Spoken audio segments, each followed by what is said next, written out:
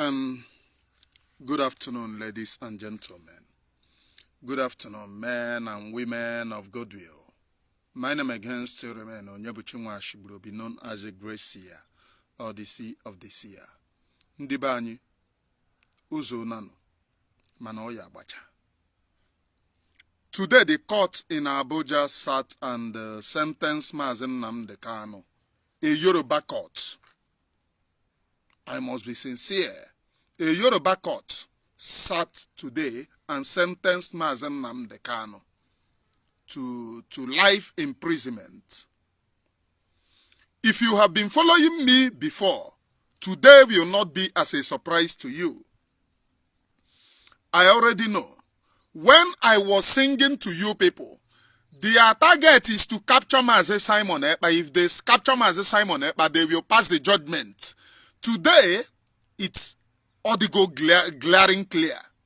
If you have been following me when I was telling you that these very people target, that time that they were telling you, oh, Mazi Nnamdi Kanu is not that violent, so Mazi Nnamdi Kanu is a very peaceful man. Mazi Simon Ekpa is the violent one. That how Mazi Simon Ekpa is fighting his own freedom is not how Mazi Nnamdi Kanu was fighting his own freedom. I told you people that their target is to capture Mazi Simon Ekpa. If they capture Mazi Simon Ekpa, they will sentence Mazi Nnamdi Kanu. And I told you on record that they cannot prosecute Mazi Nnamdi Kanu because there is Simon Ekpa. When there is Simon Ekpa, you dare not prosecute Mazi Nnamdi Kanu. I told most of you. And I told you again. I told you again that immediately they capture Mazi Simon Ekpa, they will sentence Mazi Nnamdi Kanu to jail or to buy. Most of you were Mazi Simon Ekpa, and these very people kept you people in mute and as opposition. They divided you people. When I look and I saw the angle that the thing was going, I shield. I said this thing is a divisive tendency in order to carry out their this thing, so that none of you will focus, none of you will be united in order to fight the same cause. I told you people, Nkere and Ngozi Arabueze is working for Nigerian government. Their mood is to divide you people, so that once you keep on fighting, and on this side, on this side, they will pass this, their judgment. Before you know it, they don't do what they won't do. I told you people, oh, you are not supporting this person, you are not supporting this person. Now I'm asking all of you, all those people that you are supporting, what have they done? Mazi Nnamdi Kanu sentence. The reason why Mazi Simon Ekpa was a pivotal to this very agitation, the reason why Mazi Simon Ekpa was a pivotal to this very agitation was because Mazi Simon Ekpa said, I will make the kidnapping of Mazi Nnamdi Kanu useless to the people who kidnap him. He said it with his mouth, and he kept on. Go and show me what all these bingos Nigerian government is doing in order to divide you. You people don't know what you want, and you don't know what is coming before you. Gaga check these bingos Nigerian government may impose in order to divide you. What have they been able to offer? As usual, everywhere is quiet. The reason why they impose them is not to do anything. Everywhere will remain quiet. Why Nigerian government pass their law? Why they pass what is in their mind? Everywhere will consistently remain quiet. I used to say this. I said gi photo ndocha. Ha ya biakwa sere gi photo ndocha na. Nyakwa gi photo ndocha ozo. I have asked you people, is there anybody fighting for freedom that behaves like these very people? The reason why Nigerian government imposed them is for you to keep on fighting. Oh, you are not supporting my madam. Oh, you are not supporting my this. For you to keep on fighting among yourselves. Share this very program, please, to many groups, to your WhatsApp. That is the main reason they impose them. We have seen them in the case of Owazirike. Our own people had to learn. In the case of Uwazirike sold out. But Uwazirike was consistently telling you, na yo onorogi Biafra house, na yo gara ompo. Uwazirike signed that he will never realize Biafra. But Uwazirike went ahead to register in Ompo. I ask you people, why is it that we don't learn from events? Why is it that we keep on misbehaving like Nda Bruno? I ask you people, today, during the passing of judgment, go and look at the way the judge was disgracing. Because a disgrace at Mazi Nnamdi Kanu is a disgrace to everyone. The same Mazi Nnamdi Kanu, they said, oh, he's a calm gentleman. When they were talking to Mazi Simon Ekpa, oh, he's a finest gentleman. He did not carry any violent attack, but they kept him in detention. I keep on asking, if he did not carry any violent attack, as you people said, why did you keep on keeping him in detention? I keep on asking. And today, they have done that which is in their mind. And as usual, our own people will fold their hands and follow the people that is deceiving them. People that is plundering us. They will never. Nkere and Ngozi Arabueze is a Nigerian agent, pure Nigerian agent. Pure Nigerian agent. Where is your BLA? Where is your BLA? Onye nke apụta, m na-enye BLA ego. Ndị na-enye ego ayo na ahụkwa ha. If the BLA is working, they know born Nigeria very well in order to prosecute Mazi Nnamdi Kanu. They know born them very well. If the BLA is working, they did not burn them very well. Go and look at what they said today. They said the creation of BLA was for guerrilla warfare. Go, Nigeria knew. Go and look at what they said today. Now I ask you, those people that you created for guerrilla warfare, have you gotten Biafra? So after announcing Biafra and declaring Biafra, you now quash your guerrilla warfare.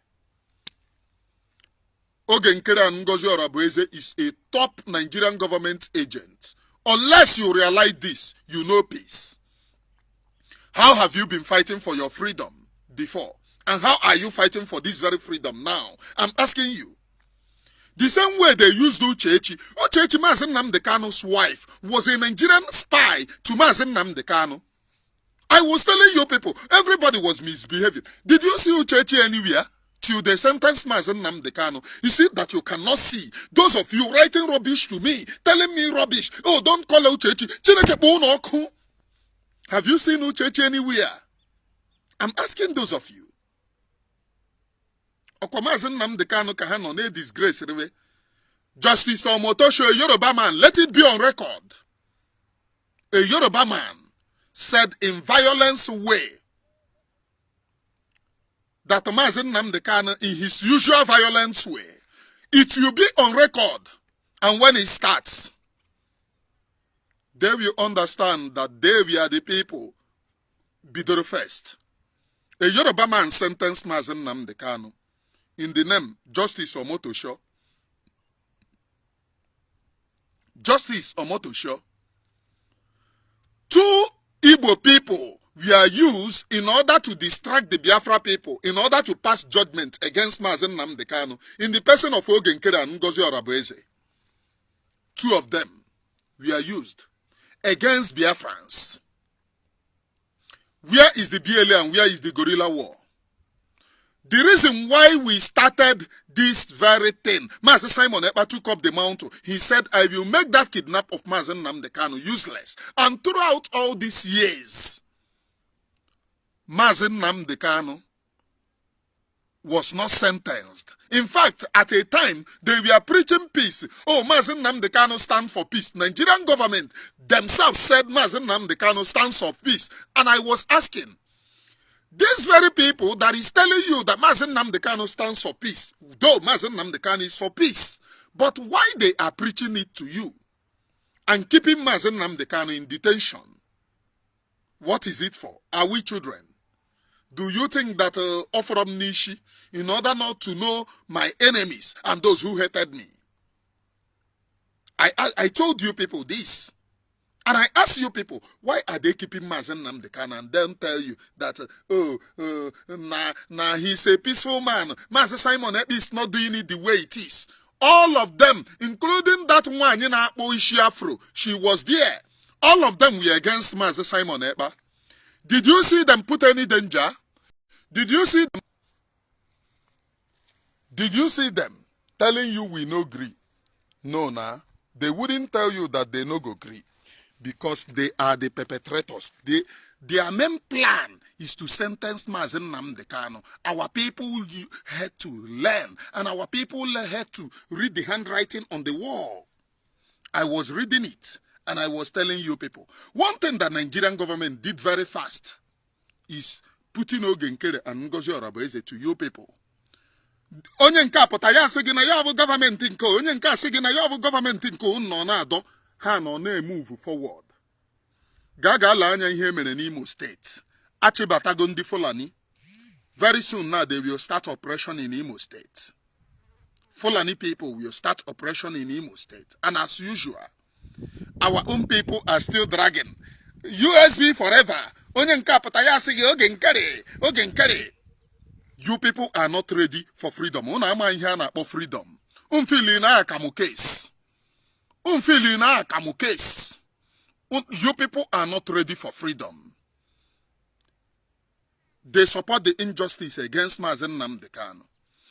When they captured Mazi Nnamdi Kanu, their main goal is to spoil the image of Mazi Nnamdi Kanu, to blackmail Mazi Nnamdi Kanu, and also to make our own people hate Mazi Nnamdi Kanu. That was the main goal. That same thing they did it against Mazi Simon Ekpa. By Nkere coming out to insult Mazi Simon Ekpa, calling him names. And as usual, people accepted it. Oh, nobody owns Biafra. Nobody owns Biafra. As if they can do better than Mazi Nnamdi Kanu and Mazi Simon Ekpa. These very two individuals have offered their lives, their career, their jobs, which none of those bingos can do. And I was here asking our people. But as usual, they will come, this kind of gago and this kind of crooked lifestyle, count me out. I will never belong to any one of this rubbish. I will never belong to any one of this rubbish. I will never. Count me out of those rubbish. Freedom will come. Mazi Nnamdi Kanu is sentenced today. What's the no Biafra kedu ihe unchoro? O akwa freedom ko unchoro? Who will give you that freedom? Who? If you don't know that Nkere and Ngozi Arabueze, we are planted to distract you. Kedebe BLA no. In the passing of judgment today, from that idiot called Justice or Motoshock or Morgan, you heard from him telling you that the method that the Biafra people used to come is called guerrilla warfare. You heard from him what he was reading, that the Biafra people came with guerrilla warfare. And I then asked the people of Biafra, Kedebe guerrilla na ano? Kedebe no?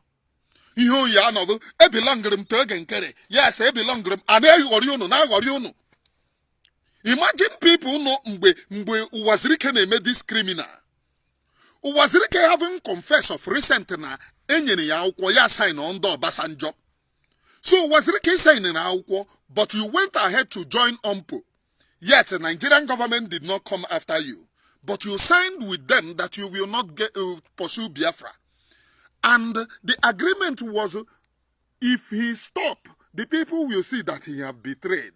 But he will keep on talking about Biafra, so that our people, or keep on nadrebono. Gaga check that method was Rikeji Webia. Unwere ihe ndị USB ndị asara ishi na-emete fobe. Ere na ha ID, gwage embassy, gwage nke. Ekoro na cock and bull story. The same cock and bull story of Uwazirike. Do you want freedom? Do you know what is freedom? Nkere and Ngozi Arabueze is a pure Nigerian government agent. Mgbe m bidoro kwuo okwu gwara m na ọ dị too early. Ngwono sige na ebe ndị a na-end up bụ na sentencing of Mazi Nnamdi Kanu because they have achieved what they want in Mazi Simon Ekpa. So no, all the too early. No, we are going to move. Where have you moved? Kedeme Mazi Nnamdi Kanu no. Ken ele nwan no. Ele nwan no. Shameless bigots. Shameless bigots. Ele nwan no.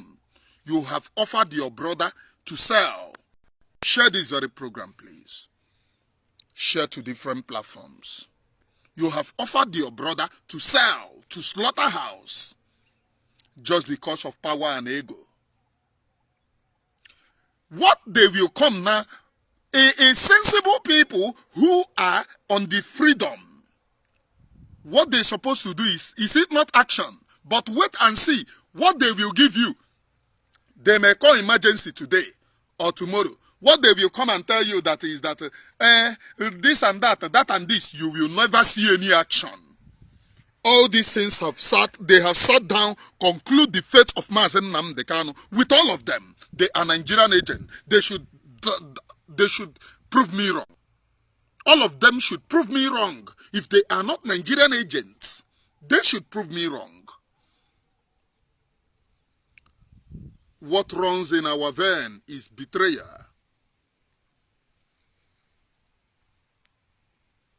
Is betrayal. That's the only thing that runs in our vein. You see Nkere, you see Ngozi Arabueze, you see those who behave like them. They are betrayers up and down. They will never give you freedom. Mazi Nnamdi Kanu is pure leader. You saw him in court today. You saw what he stands for.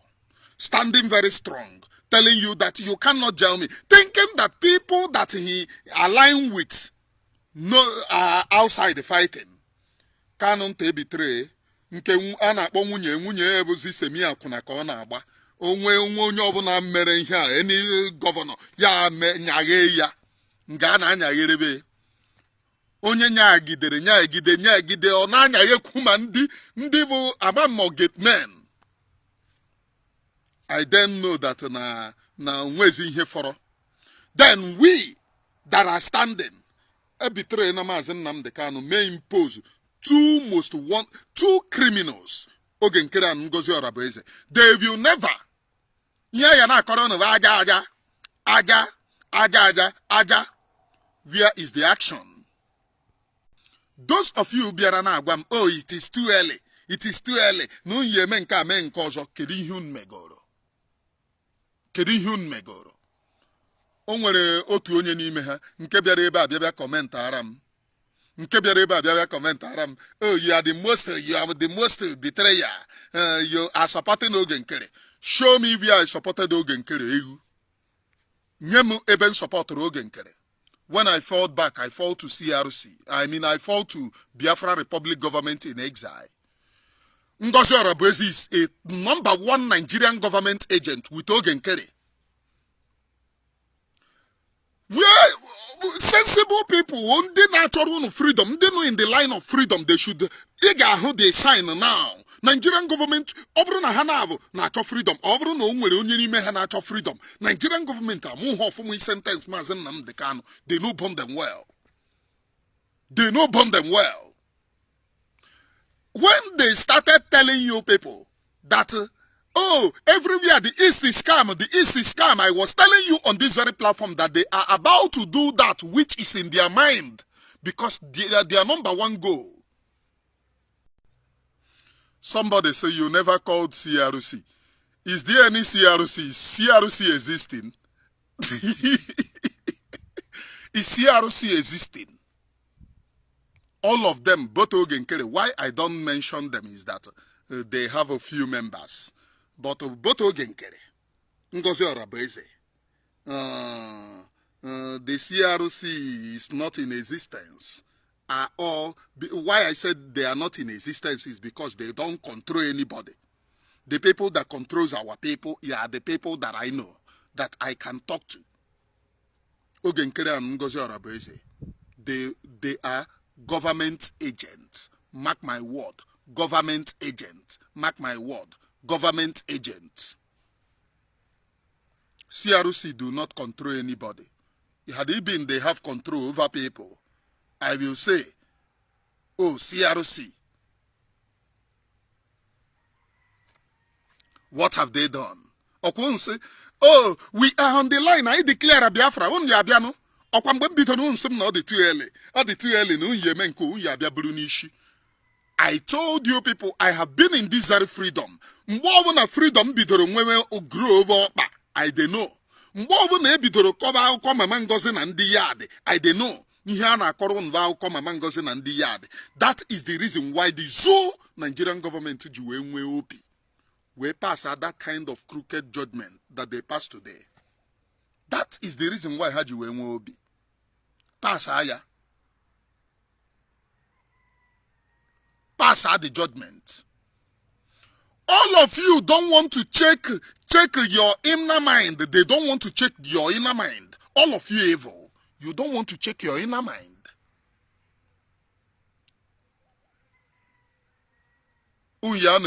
Defending what is indefensible. Your freedom on the line.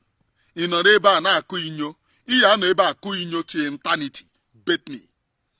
Okwa next month na abayi wish you know happy independent. Ganana happy independent. Mazi Nnamdi Kanu no in jail.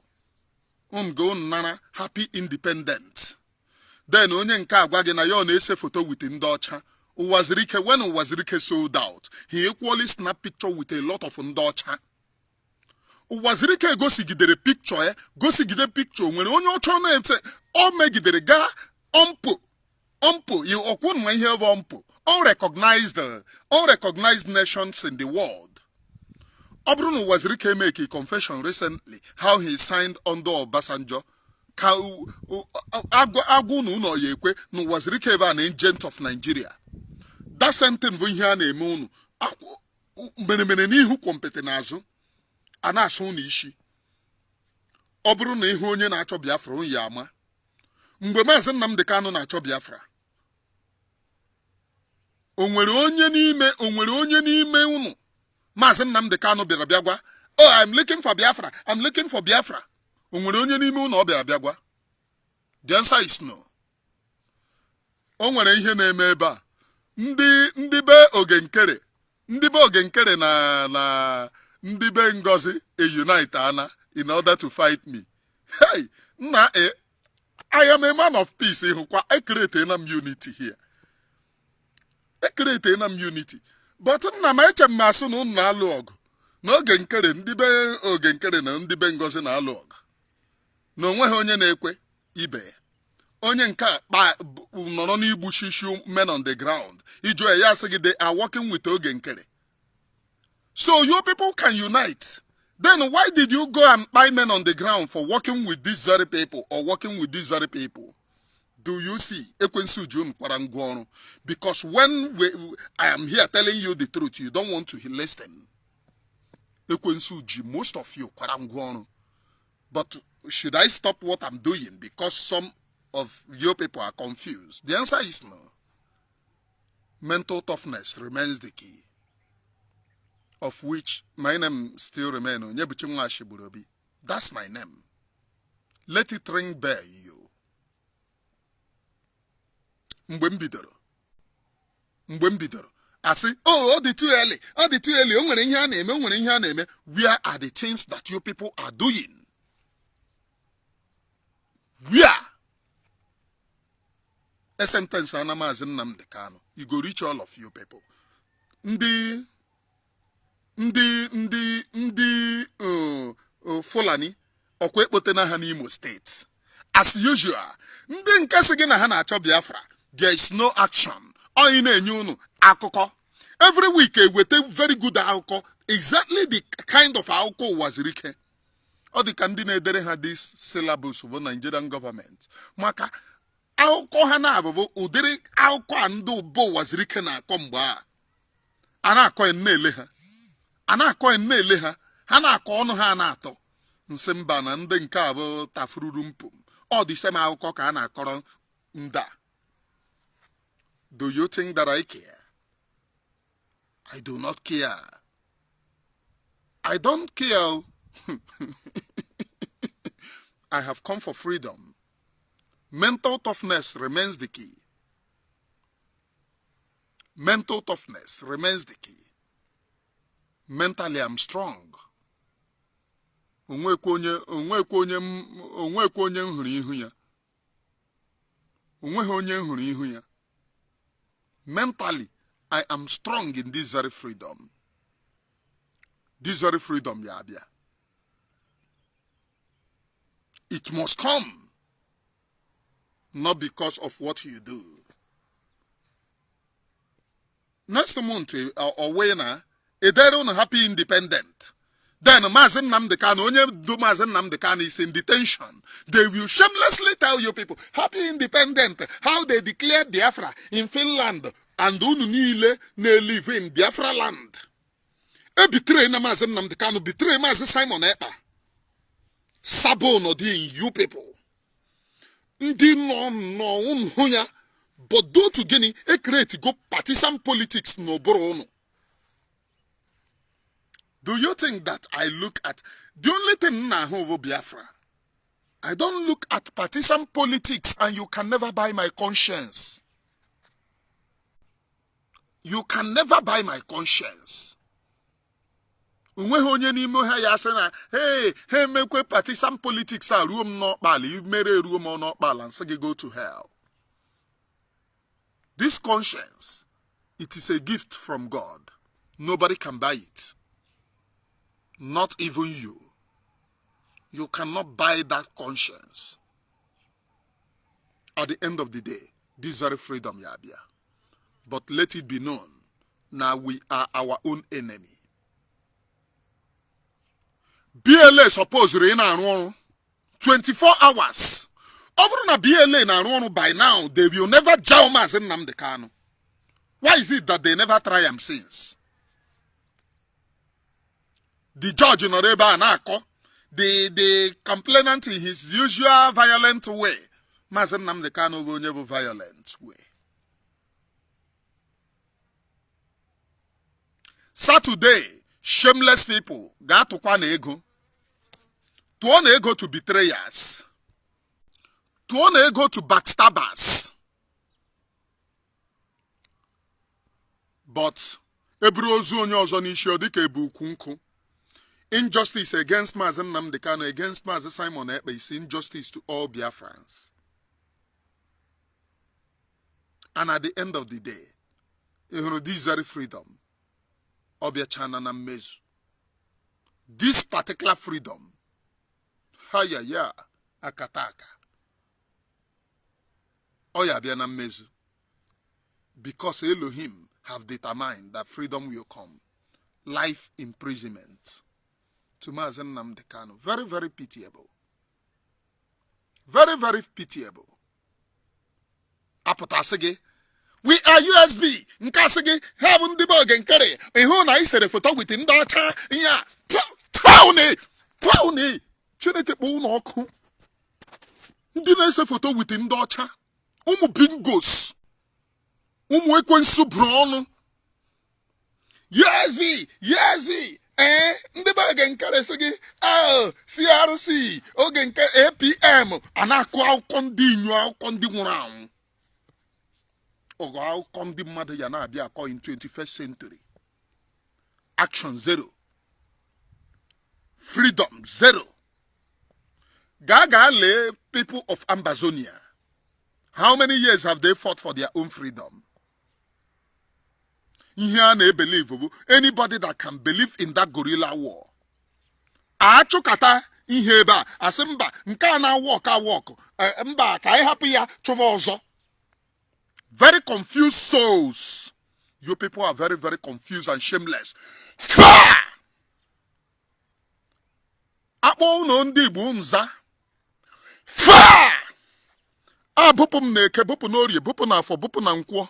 Aji ni Igbo chovono. Kunu hani nevu ndije onya eli ozu. Kunu ha niile ha bụ ndị rere Mazi Nnamdi Kanu. Kunu niile ha bụ ndị rere Mazi Simon Ekpa. Asamaja na Igbo chụgharịvo n'Eke, chụgharịvo n'Orie, chụgharịvo n'Afọ, chụgharịvo na Nkwọ, ahịa na-anụ ụbọ na-anụ ala Igbo. Ise ya chụvụnụ. Confusing Biafra people. Ndana confused cannot sit down and check. What are these very people telling me? Is it justifiable? Is it viable? Why must somebody tell me what is not working? Why must somebody lie to me? What are they telling me?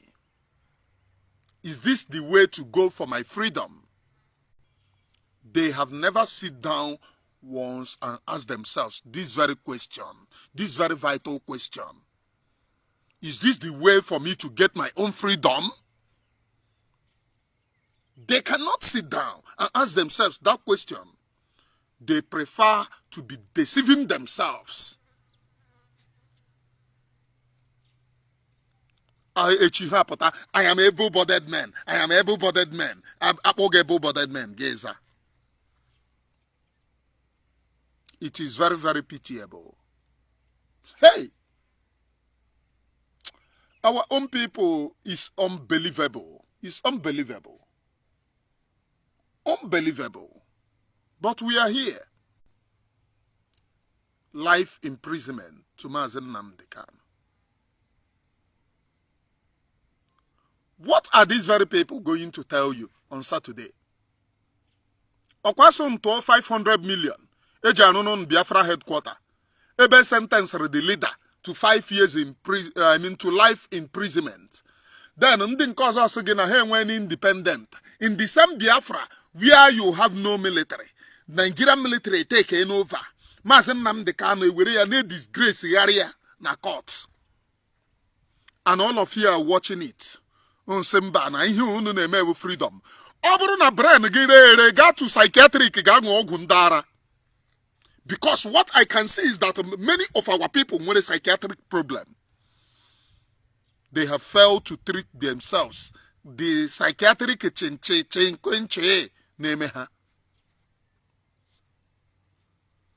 Agbacha ọsọ aya agụmai. Ihe na agbacha ọsọ aya agụmai n'ija. Agbacha ọsọ mụ na gị ya agụmai. That's the only place that I will leave it.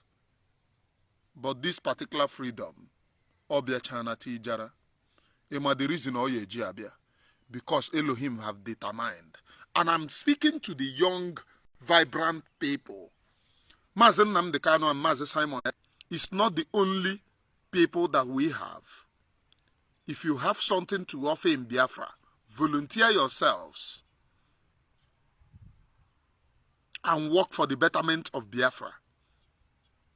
Some people will say, oh, how do I start? How do I start? These very individuals have confused our people. You start by action. You start, anybody that will start Biafra now must get radio in Biafra land. A broadcasting equipment in Biafra land. That's the only way to start. Ebugo radio Biafra. Mgbe Mazi Simon Ekpa no mgbe ọbụna Mazi Simon Ekpa declare something ka ha ya agaga service radio Biafra. Says radio Biafra, you can get it live. The radio Biafra which is now run by Nigerian government.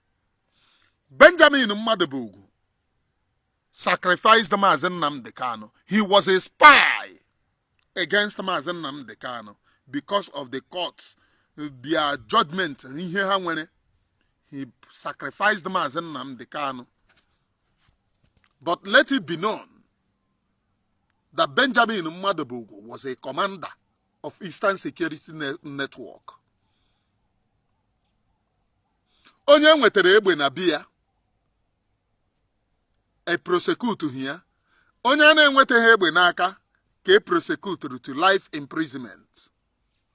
That is to tell you people, somebody and a spy to Nigerian government among all of them. And I thank God for my life. Having slept in Benjamin Mmadebugu's house, at least I am opportune not to be sacrificed. That day. I thank God because people like that are very deadly. Very, very deadly. I thank Almighty God. Umu Biafra, now is a new dawn. Just to know that Nkere, Ngozi Arabueze, CRC amam ndị ha ahụbeghị m ha maka ndị nke a sef nnọọ aghọta m ha ncha. Though there are good people among them, but bad people supersede them.